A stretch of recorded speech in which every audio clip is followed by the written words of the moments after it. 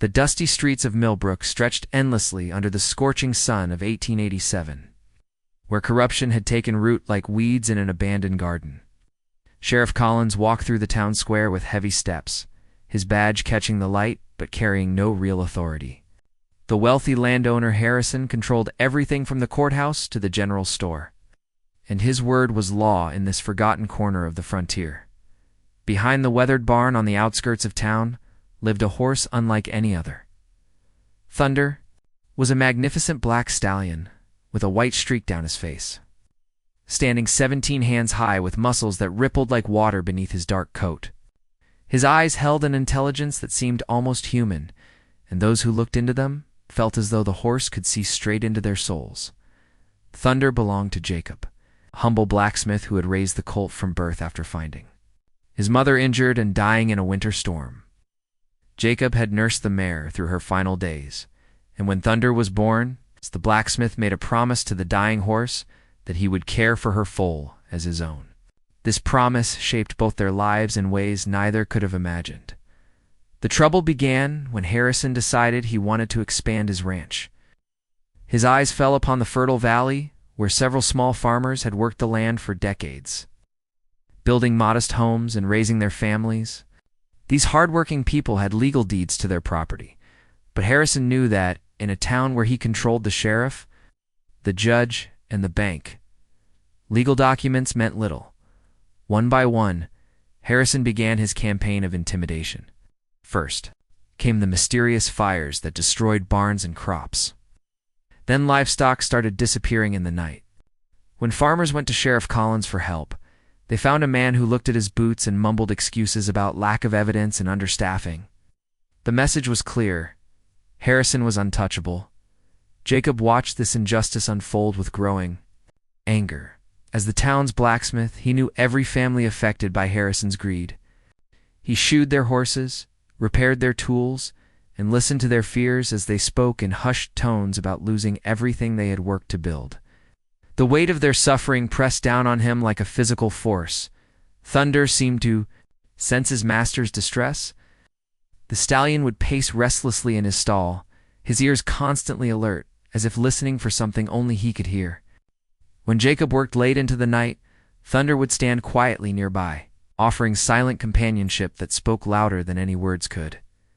The breaking point came on a cold autumn evening when the Hendersons, a young couple with 3 small children, arrived at Jacob's shop with tears streaming down their faces.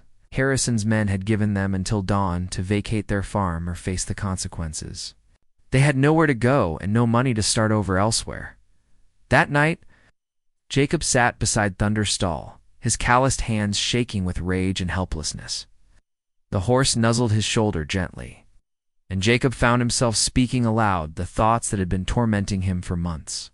He told Thunder about the corruption, the fear that gripped the town, and his own feelings of powerlessness against Harrison's wealth and influence, as if understanding every word. Thunder stamped his hooves and tossed his magnificent head. In that moment, Jacob saw something in the stallion's eyes that he had never noticed before. It was not just intelligence, but a burning sense of justice that mirrored his own. The horse seemed to be telling him that they could not stand by and watch innocent people suffer. The next morning brought news that would change everything. Mrs. Henderson had collapsed from the stress and worry, and the doctor said she might not survive without proper rest and care. Her husband sat beside her bed, holding their youngest child, while the 2 older ones huddled together in confusion and fear. They had less than 12 hours before Harrison's men would come to force them from their home. Jacob made a decision that would alter the course of his life and Thunder's forever. We would not let this injustice continue, even if it meant standing against the most powerful man in 3 counties. But he would not stand alone. Thunder had shown him that courage was not about being fearless, but about doing what was right despite the fear. As the sun reached its peak that day, Jacob saddled Thunder with hands that no longer trembled. The stallion stood perfectly still, as if he understood the gravity of what they were about to undertake. Around them, the town continued its daily routines. Unaware that a blacksmith and his horse were about to challenge an empire, built on greed and intimidation, the leather creaked softly as Jacob mounted Thunder, and for a moment they remained motionless in the barn doorway. The stallion's breathing was steady and calm, his muscles coiled with potential energy. Jacob could feel the horse's strength beneath him, but more than that, he could sense Thunder's unwavering determination to see justice done. Together, they rode out into the dusty street, where the afternoon sun cast long shadows that seemed to point toward an uncertain future. Neither the blacksmith nor his horse knew exactly what lay ahead, but they shared an unspoken understanding that some things were worth fighting for. Regardless of the cost, the legend of Thunder was about to begin, born from the simple truth that sometimes justice comes not from courtrooms or badges, but from the courage of ordinary souls who refuse to let evil triumph. In a town where corruption had seemed as permanent as the mountains on the horizon, a horse and his master were about to prove that even the mightiest empires could fall when confronted by pure, uncompromising righteousness. Thunder's hooves echoed against the wooden planks of Main Street as Jacob guided him toward the Henderson farm. The stallion moved with purpose, his gait smooth and determined, as if he understood that time was running short. A word had spread quickly through Millbrook about Harrison's ultimatum. Curious eyes watched from behind curtains as the blacksmith rode past on his magnificent black horse. The Henderson property sat in a valley surrounded by rolling hills dotted with oak trees. Their modest farmhouse, painted white with green shutters, had been built with dreams of a future that now seemed impossible. Chickens pecked at the ground near a small vegetable garden while their milk cow grazed peacefully, unaware that her family might be torn from this place before nightfall. When Jacob and Thunder arrived, they found Harrison's foreman, a cruel man named Briggs, already waiting with 3 other riders. Their horses stamped impatiently while Briggs consulted a gold pocket watch, his thin lips curved in a satisfied smirk. These men had performed this ritual many times before, and they expected the same result: frightened families fleeing in the night, leaving behind everything they had worked to build. Henderson stood on his front porch, his rifle held loosely in his hands, but his face showing the defeat of a man who knew he was outnumbered. His wife remained inside with their children, too ill to witness what might be their final moments in the only home their children had ever known. The afternoon sun cast harsh shadows across the scene, making everything appear stark and unforgiving. Briggs looked up as Jacob approached, his expression shifting from boredom to curiosity. The blacksmith was known throughout the county as a quiet man who minded his own business, and his presence here was unexpected. Thunder came to a halt, just close enough for conversation, his ears forward and alert, studying the mounted men with an intensity that made their horses shuffle nervously. "Henderson's got until sunset," Briggs called out, his voice carrying the casual cruelty of a man accustomed to delivering threats. "Mr. Harrison's been generous enough, but his patience has limits. Time to move along, blacksmith. This ain't your concern." Jacob dismounted slowly, his movements deliberate and calm. Thunder remained perfectly still beside him, but those who knew horses would have noticed the slight tensing of his muscles, the way his nostrils flared as he assessed the situation. The stallion's intelligence was remarkable, and he seemed to understand that these men represented danger to the innocent family cowering inside the house. "Every decent person's concern when neighbors are being threatened," Jacob replied, his voice steady despite the hammering of his heart. He had never confronted armed men before, but something about Thunder's presence gave him strength he did not know he possessed. The horse stood like a statue carved from midnight, radiating a calm confidence that seemed to flow into his master. Briggs laughed harshly, a sound like gravel scraping against wood. His hand moved casually toward the gun at his hip, a gesture meant to intimidate. The other riders shifted in their saddles, hands also drifting toward their weapons. They had dealt with troublemakers before, and violence was always their preferred solution to problems. But Thunder had other ideas. The stallion stepped forward, placing himself between Jacob and the mounted men. His head rose high, ears pinned back, and he released a sound that was part snort, part challenge. The foreman's horse immediately began backing away, eyes rolling white with fear. Within seconds, all 4 of Harrison's horses were dancing nervously, their riders struggling to maintain control. What happened next would be talked about in Millbrook for generations. Thunder reared up on his hind legs, his front hooves pawing the air like weapons, and let out a neighing call that seemed to shake the very ground. The sound carried across the valley, echoing off the hills with a power that spoke of wildness and freedom, that could not be caged or bought. The effect was immediate and devastating to Harrison's men. Briggs' horse bolted sideways, nearly unseating him, while the other mounts began bucking and spinning in circles. These were experienced riders, but their horses had never encountered anything like Thunder's commanding presence. The stallion seemed to speak to something primal in the other horses, reminding them that they did not have to serve cruel masters if they chose not to. In the chaos that followed, Henderson found his courage returning. He raised his rifle and stepped forward, no longer the defeated man he had been moments before. His neighbors, hearing Thunder's call, began emerging from their own homes. Men and women who had lived in fear for months suddenly remembered that they outnumbered Harrison's forces, and that their rights were guaranteed by law, and that sometimes standing together was the only way to stand at all. Mrs. Rodriguez arrived. First, carrying a shotgun that had belonged to her late husband. Then came old Pete from the general store, despite the risk to his business. The Miller brothers rode up on their workhorses, followed by the widow Mrs. Chen and her grown sons. Within minutes, 24 residents of the valley had gathered. All united by Thunder's call to courage, Briggs finally regained control of his horse, his face red with embarrassment and rage. He had never been humiliated in such a fashion, and his hand moved toward his gun with deadly intent. But Thunder was ready. The stallion moved like black lightning, positioning himself so that any shot would have to go through him first. Eyes never left Briggs, and in them burned a warning that even the cruelest man could understand. "This ain't over," Briggs snarled, but his voice lacked its earlier confidence. Surrounded by determined neighbors and faced with a horse that seemed almost supernatural in his intelligence and presence, Harrison's foreman found himself in an unfamiliar position. He was accustomed to terrorizing isolated families, not confronting an entire community that had found its backbone, as the sun began to sink toward the horizon. Painting the sky in shades of gold and crimson, Thunder stood guard over the Henderson farm like a sentinel. Jacob remained beside him, hand resting on the stallion's neck, feeling the steady heartbeat of an animal who had somehow understood exactly what was needed in that crucial moment. The immediate crisis had passed, but Jacob knew this was only the beginning. Harrison would not accept this defeat quietly, and his retaliation would be swift and brutal. But something fundamental had changed in that valley. Thunder had shown the people of Millbrook that courage was contagious.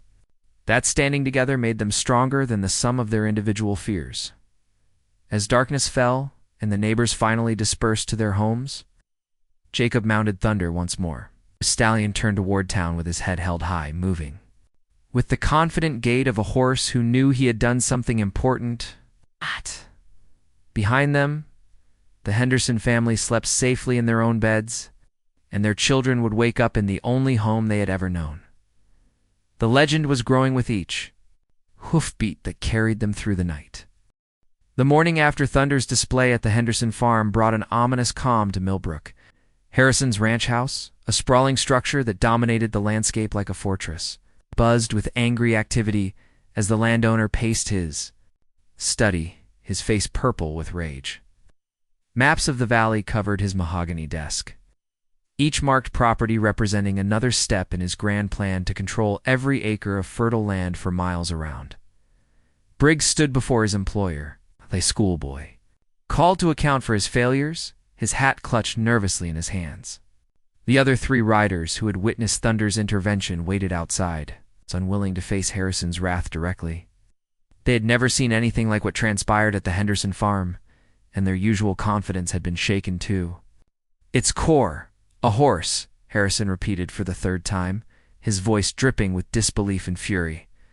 "You're telling me that a single horse and a blacksmith turned an entire valley against us?" His fist slammed against the desk, sending papers flying and causing his crystal whiskey decanter to rattle dangerously. Harrison had built his empire through intimidation and fear, carefully cultivating a reputation for swift and merciless retaliation against anyone who dared oppose him. News of the previous day's events had spread like wildfire throughout the county, and he could feel his carefully constructed image of invincibility beginning to crumble. Meanwhile, in town, Jacob worked at his forge with Thunder grazing peacefully. Nearby, the stallion seemed remarkably calm for a horse who had single-handedly faced down for armed men, but there was something different about him now. His ears remained constantly alert, and his eyes frequently scanned the horizon as if watching for danger. The bond between horse and master had deepened overnight, forged in the crucible of shared courage. Visitors began arriving at the blacksmith shop before noon. First came Mrs. Rodriguez, bringing fresh bread and the gratitude of a woman who had rediscovered her own strength. Then Henderson himself appeared, having left his wife in the care of neighbors so he could personally thank the man and horse who had saved his family's future. "I don't understand it," Henderson said, stroking Thunder's neck while the stallion stood patiently for the attention. The way he called to those other horses, the way he seemed to know exactly what was happening. It was like he could see into their hearts and remind them of something they'd forgotten. Jacob paused in his work, hammer suspended over the anvil. As he considered Henderson's words, he had been thinking the same thing since yesterday, wondering if Thunder possessed some quality that went beyond ordinary animal intelligence. The stallion's behavior had been too purposeful, too perfectly timed, to be mere coincidence, as word of Thunder's stand spread throughout the region. People began arriving from neighboring towns to see the horse who had challenged Harrison's empire.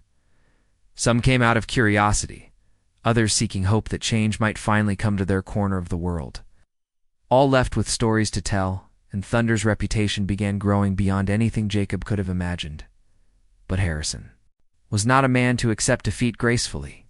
By evening, his plan for revenge had taken shape, and it involved more than simple intimidation. He dispatched riders to the territorial capital with messages for certain officials who owed him favors, while simultaneously sending word to a group of hired guns who had served him in past conflicts. The first sign of escalation came 3 days later, when Sheriff Collins reluctantly appeared at Jacob's shop, his face grim and his hands shaking slightly.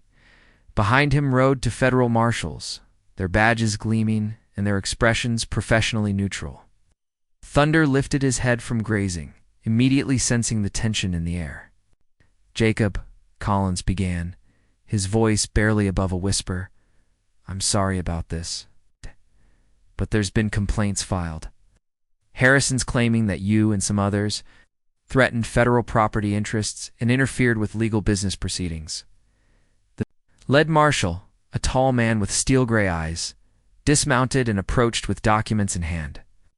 His name was Wade, and he had a reputation for following orders without questioning their origin or motives. Harrison's money had purchased his services many times before, though always through carefully disguised legal channels. "Jacob Miller," Wade announced formally, "you're under arrest for conspiracy to interfere with interstate commerce and threatening federal officers in the performance of their duties."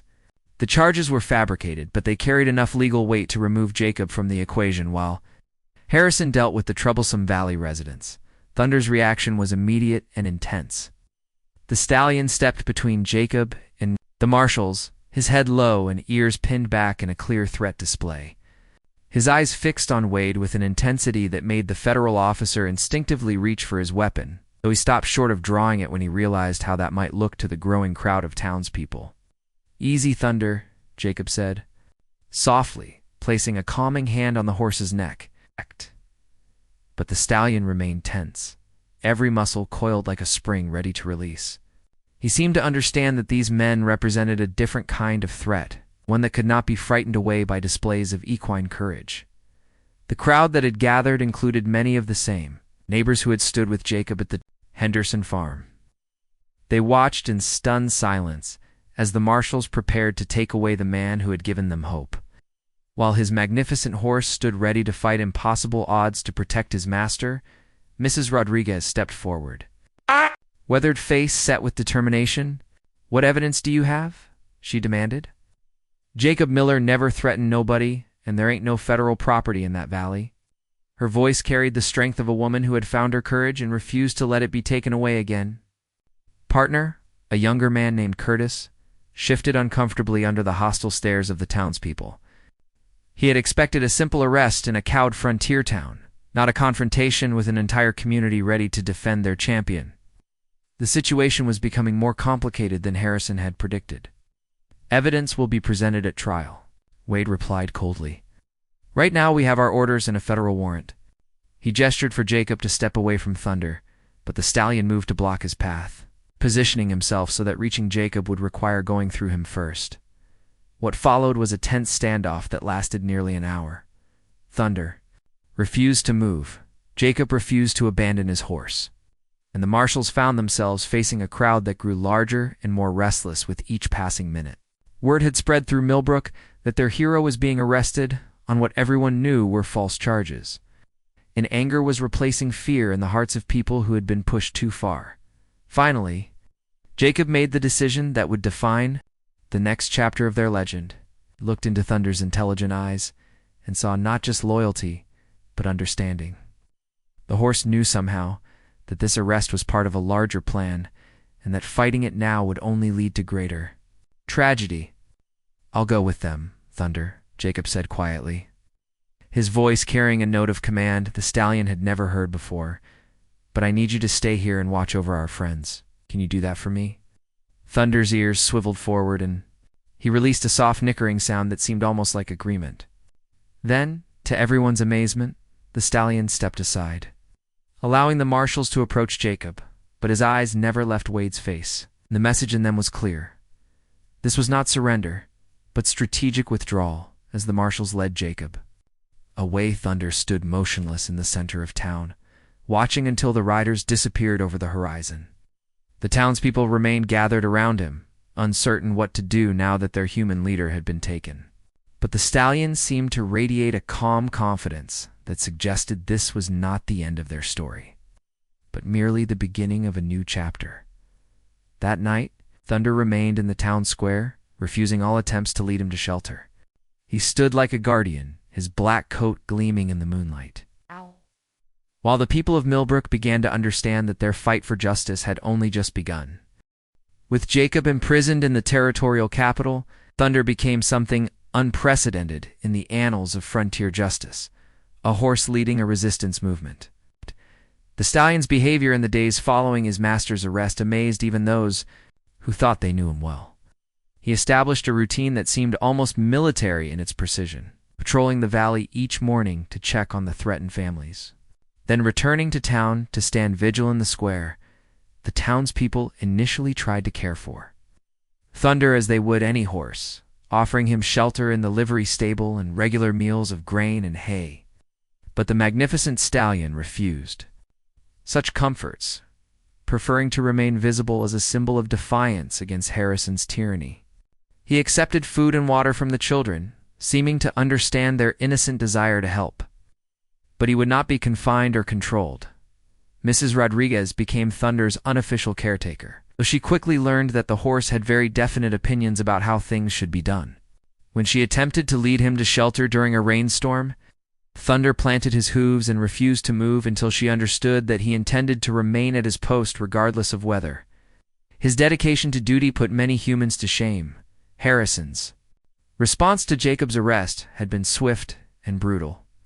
With the blacksmith safely locked away, he resumed his campaign against the valley farmers with renewed vigor. Mysterious accidents began plaguing anyone who had stood with Jacob that day.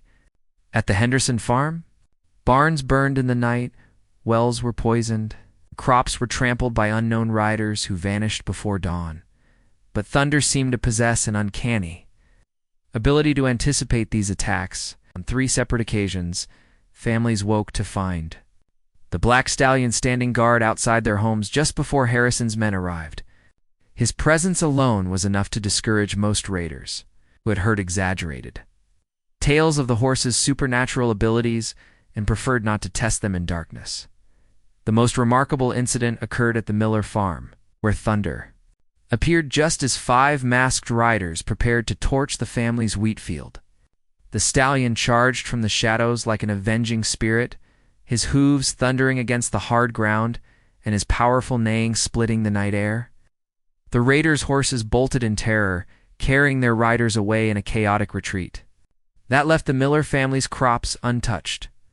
Word of these nocturnal guardianships spread throughout the territory, and Thunder's legend began attracting attention from unexpected quarters. A reporter from the territorial newspaper arrived to investigate stories of a horse that seemed to possess almost human intelligence and an unshakable commitment to justice. His article, titled "The Four-Legged Marshal of Millbrook," would eventually reach readers across the nation. Meanwhile, Jacob languished in a cell that barely deserved the name, sustained only by visits from a sympathetic lawyer named Catherine Wells, who had taken his case without payment. Wells was one of the few female attorneys in the territory, a woman who understood the weight of fighting impossible odds. She had read the charges against Jacob and immediately recognized them as the fabricated complaints of a desperate man. Losing control of his empire? "The case is built on lies," Wells told Jacob during one of her visits, "but Harrison has influence with the territorial judge. We need evidence of his corruption, something so compelling that even his bought officials can't ignore it." She studied Jacob's weathered face, seeing the worry there not for himself, but for Thunder and the people he had left behind. Back in Millbrook, Thunder's intelligence was becoming impossible to ignore. The stallion had somehow learned to recognize Harrison's men by sight, following them at a distance whenever they entered town and ensuring they knew they were being watched. His presence made their intimidation tactics far less effective. As potential victims drew courage from knowing their four-legged protector was nearby. The breakthrough came when Thunder displayed a behavior that stunned even his most devoted admirers. Old Pete from the general store had been keeping careful records of Harrison's illegal activities, documenting every instance of intimidation, arson, and theft in a leather journal he kept hidden beneath his store's floorboards. Pete had been too frightened to share this evidence with authorities, knowing that Harrison's influence reached into the highest levels of territorial government. One morning, Pete discovered Thunder standing outside his store, pawing insistently at a specific section of the wooden sidewalk. When Pete investigated, he realized the horse was indicating the exact location where the journal lay hidden. Somehow, Thunder had identified the most important evidence in their fight for justice. Despite having no way of knowing it existed, the implications were staggering. Thunder was not simply responding to situations as they arose. He was thinking strategically, planning moves like a general conducting a campaign. Pete carefully retrieved his journal and, with Thunder standing guard, made copies of the most damaging entries. These documents would eventually find their way to Catherine Wells, providing the ammunition she needed to challenge Harrison's manufactured charges. As autumn deepened into winter, Thunder's reputation spread far beyond the boundaries of Millbrook. Delegations arrived from other communities plagued by similar corruption, hoping to learn from the horse that had taught an entire town to stand up for itself. Thunder received these visitors with dignity, as if he understood his role as a symbol of resistance against injustice. Harrison's frustration reached dangerous levels as his carefully constructed empire began crumbling around him. Every attempt at intimidation was thwarted by the vigilant stallion. Every raid was anticipated and prevented. The landowner's rage focused increasingly on Thunder himself. He began making plans to eliminate the horse that had become the heart of the resistance movement. The first assassination attempt came on a snowy December morning when 3 hired guns positioned themselves in the church bell tower with rifles, waiting for Thunder to make his morning patrol of Main Street. But the stallion seemed to sense danger, altering his routine for the first time since Jacob's arrest. Instead of walking down the center of the street, Thunder moved along the building's shadows. Making himself a difficult target, Mrs. Rodriguez spotted the rifle barrels glinting in the tower window and raised the alarm. Within minutes, angry townspeople surrounded the church, trapping the would-be assassins who found themselves facing a mob ready to administer frontier justice. The hired guns were escorted out of town with stern warnings about what would happen if they returned. That evening, Thunder stood in the town square as snow fell softly around him, his dark coat dusted with white flakes that made him appear almost ghostly in the lamplight. The people of Millbrook gathered around him, not speaking, but simply drawing comfort from his presence. They understood that they were living through something extraordinary, that a horse had somehow become the conscience of their community and the guardian of their dreams for a better future. Deep in his territorial capital cell, Jacob stared through the barred window at the same snow, wondering how Thunder was faring without him. He could not have imagined that his beloved stallion had become the leader of a movement that would eventually inspire similar resistance efforts throughout the American West, proving that courage could take many forms and that sometimes the most unlikely heroes were the ones history remembered. The legend was growing stronger with each passing day, carried on the winter wind to places where other communities struggled under the boot of corruption and greed. Thunder's story was becoming a beacon of hope, showing that even against impossible odds, justice could prevail when ordinary beings found extraordinary courage. The turning point in Thunder's war against corruption came from Harrison's own men. The landowner's desperate tactics had begun disturbing even his most loyal followers, particularly when he ordered them to target the horse that had become beloved. Throughout the territory, many riders were rough men who lived by harsh codes, but they drew the line at murdering an animal that had committed no crime except protecting innocent families. The mutiny began quietly, with whispered conversations in saloons and skeptical glances during Harrison's increasingly frantic strategy meetings. His foreman Briggs, still smarting from his humiliation at the Henderson farm, found his authority eroding, as men who had once followed orders without question began asking uncomfortable questions about their missions. Thunder sensed this shift. In his enemy's resolve, his patrols became bolder, sometimes passing within sight of Harrison's ranch house as if daring the landowner to confront him directly. The stallion's confidence was infectious, spreading through Millbrook like warmth from a hearth fire, melting the last remnants of fear that had kept the community under Harrison's thumb. The breakthrough came when Briggs himself appeared in Millbrook. On a cold February morning, his horse's hooves crunching through snow as he rode directly to where Thunder stood in the town square. The gathered townspeople tensed, expecting violence. But Briggs dismounted and approached the stallion with his hands clearly visible and empty. "I got something to say," Briggs announced, his voice carrying across the square. Thunder stood perfectly, still ears forward, as if evaluating this former enemy who now sought parley. The foreman's weathered face showed the strain of months, spent fighting a war he no longer believed in. Mrs. Rodriguez stepped forward, her shotgun held ready but not directly threatening. "Speak your piece," she said, her voice steady despite the tension crackling in the cold air. Behind her, 24 townspeople formed a protective semicircle around Thunder, ready to defend their four-legged champion. Briggs looked directly at Thunder as he spoke, as if addressing the horse rather than the humans. "Harrison's lost his mind," he said bluntly. "He's talking about bringing in professional killers, men who'd shoot a horse just to prove a point. Some of us signed on to run off squatters and troublemakers, not to murder animals and innocent families." This moment's significance was not lost on anyone present.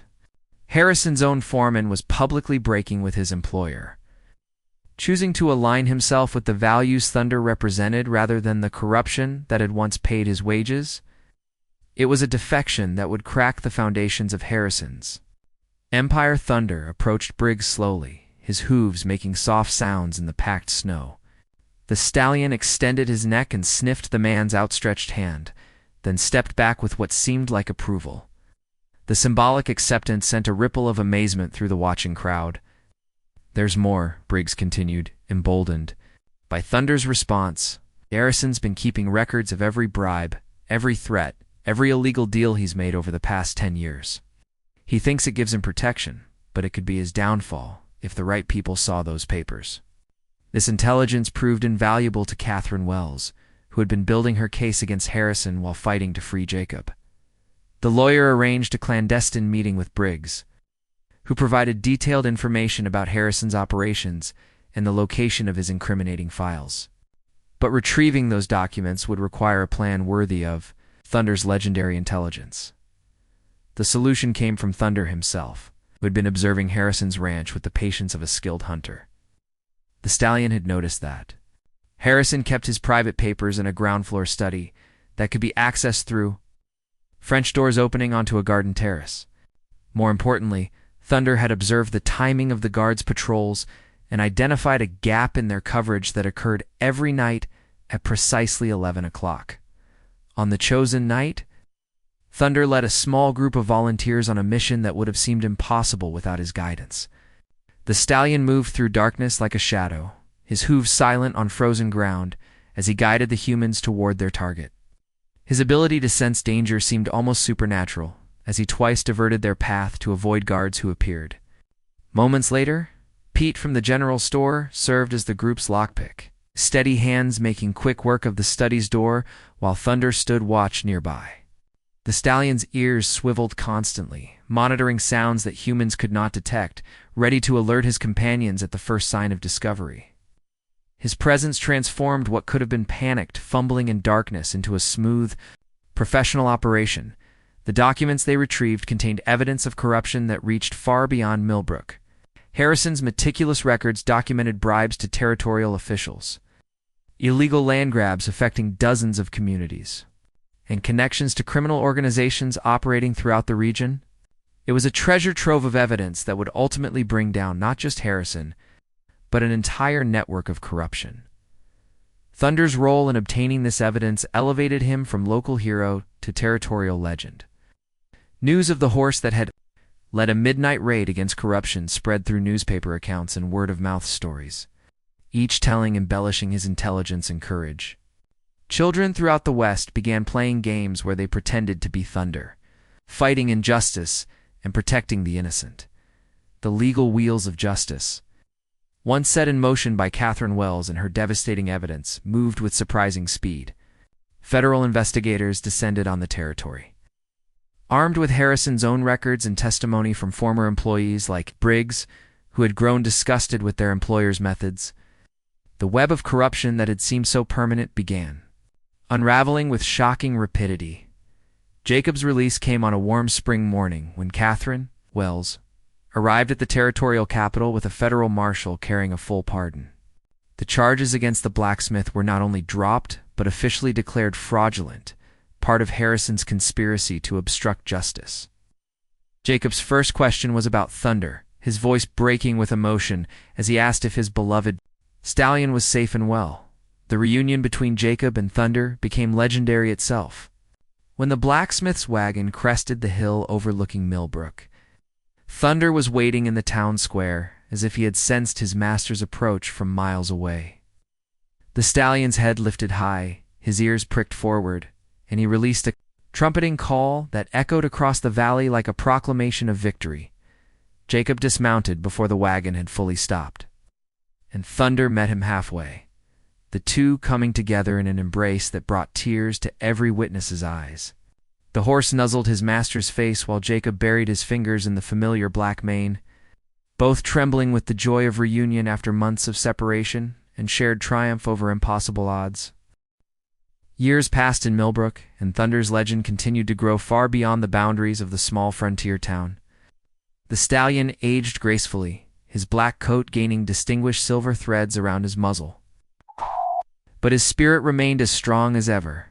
Children who had been toddlers during the resistance were now young adults who told their own children about the horse, who had taught an entire community to stand up for justice. Jacob, now graying at the temples, worked at his forge with the same steady dedication he had always shown. But there was a peace in his eyes that had not been there during Harrison's reign of terror. The blacksmith shop had become something of a shrine, with visitors from across the nation stopping to meet the man and horse who had inspired countless stories of courage and resistance against tyranny. The transformation of Millbrook was remarkable to witness. Where once fear had kept neighbors from speaking to each other, now the community thrived with the kind of cooperation and mutual support that Thunder's example had fostered. The Valley Farms prospered under honest governance. Children played safely in streets that had once been patrolled by Harrison's thugs. And the town square where Thunder had kept his vigil became a gathering place for celebrations and civic meetings. Mrs. Rodriguez, now in her 70s, but still carrying her shotgun with practiced ease, served as the unofficial keeper of Thunder's story. She regaled visitors with detailed accounts of the stallion's most heroic moments, her weathered hands gesturing dramatically as she described how a single horse had faced down corruption and won. Her stories were always accurate in their essential truth, though they gained colorful embellishments with each telling. The Henderson family remained on their farm. Their children, growing up with stories of the night Thunder, had saved their home from Harrison's greed. Young Billy Henderson, now 15, had developed a special bond with the aging stallion, often spending afternoons at the blacksmith shop helping. Jacob cared for the horse who had become a living symbol of everything good about the American spirit. Thunder's intelligence had not dimmed with age. If anything, the years had deepened his understanding of human nature and his ability to read situations with uncanny accuracy. He could still sense trouble approaching long before any human detected it, though thankfully such occasions were rare in the peaceful valley that had emerged from the ashes of Harrison's empire. The federal investigation sparked by Thunder's midnight raid had exposed corruption throughout the territorial government, leading to reforms that protected small farmers and communities across the West. Catherine Wells had been appointed to a federal judgeship, her career launched by the successful prosecution of Harrison and his network of bribed officials. She often credited Thunder with providing the crucial evidence that made justice possible. Harrison himself had died in federal prison 3 years after his conviction, a broken man who never understood how a horse and a blacksmith had brought down everything he had spent decades building. His ranch had been sold to pay restitution to his victims, the land divided among the families he had tried to drive away. Justice had not only been served, but had transformed the landscape itself. As Thunder entered his 20th year, Jacob began to notice subtle changes in his beloved companion. The stallion moved more slowly on cold mornings, though his spirit remained undaunted. He still made his rounds of the valley, checking on the families he had protected for so long. But his patrols were gentler now, more ceremonial than urgent. The town of Millbrook had grown prosperous enough to commission a bronze statue commemorating their legendary protector. The sculpture, created by a famous artist who had traveled from the east specifically for this project, captured Thunder in his prime. Head held high and ears alert, standing guard over the town square where he had kept his vigil during the darkest days of Harrison's tyranny, the unveiling ceremony drew thousands of visitors, including territorial officials, newspaper reporters, and ordinary people who had been inspired by Thunder's story. Jacob stood beside his old friend as the canvas covering was pulled away, revealing the magnificent bronze stallion that would preserve Thunder's memory for future generations. Thunder examined the statue with apparent interest, walking around it several times as if comparing the bronze likeness to his own reflection. Then, in a gesture that brought tears to many eyes, the living legend approached the sculpture and gently nuzzled its bronze muzzle, as if acknowledging this permanent tribute to his service. The ceremony concluded with speeches from officials and testimonials from community members whose lives had been changed by Thunder's courage. But the most moving moment came when young Billy Henderson stepped forward to speak on behalf of the children who had grown up under Thunder's protection. "Thunder taught us that being brave doesn't mean you're not scared," Billy said, his young voice carrying clearly across the assembled crowd. "It means you do what's right even when you are scared." He showed us that one individual, no matter how small or powerless they might seem, can make a difference if they refuse to give up on justice. As the sun set on that commemorative day, Thunder returned to his familiar post in the town square, now sharing space with his bronze double. The living horse and his metal counterpart stood together as guardians over a community that had learned to protect itself. Symbols of the eternal truth that courage and justice could triumph over corruption and greed.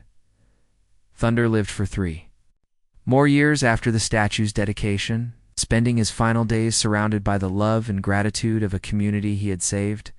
When he peacefully passed away on a warm spring morning with Jacob holding his great head and whispering words of love and gratitude, the entire territory mourned the loss of a true American hero. The funeral procession for Thunder stretched for miles as people from across the West came to pay their respects to the horse who had changed their understanding of courage and justice. He was buried beneath the great oak tree that shaded the town square, his grave marked with a simple stone that read, "Thunder, he taught us that justice has no species." Jacob lived for many years after Thunder's passing, continuing to share their story with visitors and ensuring that the legend would survive in all its inspiring truth. The blacksmith never took another horse, saying that after Thunder, any other mount would be a disappointment. He had experienced a bond between human and animal that transcended ordinary understanding, a partnership that had literally changed the course of history. The town of Millbrook thrived and grew, but it never forgot the stallion who had taught its people to stand tall in the face of oppression. Thunder's statue became a pilgrimage site for those seeking inspiration in their own struggles against injustice. And his story spread across the nation, reminding Americans that heroes could emerge from the most unexpected places and take the most unlikely forms. The legend of Thunder endured because it represented something fundamental about the American spirit, the belief that ordinary individuals, whether human or animal, possess the power to challenge tyranny and create positive change. In a nation built on the promise of justice for all, a horse had reminded people what those words truly meant and what they were worth fighting to preserve. Thunder's legacy lived on in the countless acts of courage his story inspired in the communities that found strength to resist oppression, and in the hearts of all who believed that justice, like Thunder itself, could shake the very foundations of the earth when it finally chose to speak.